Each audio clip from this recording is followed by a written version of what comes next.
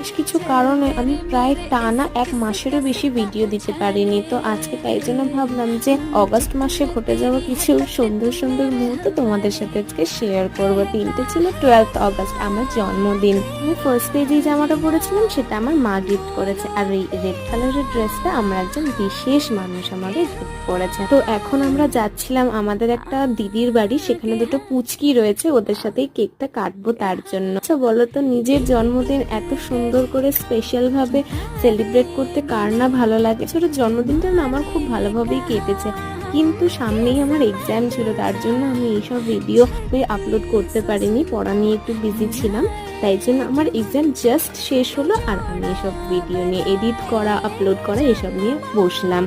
দিনটা এতই ভালো কেটেছিল যে এক্সাইটমেন্টে পরের ক্লিপসগুলো নিতেই ভুলে গেছি। বাট যাই হোক, এখানেই শেষ নয়, এর পরেও আরো অনেক কিছু করেছি, জানতে হলে দেখতে হবে। টাটা।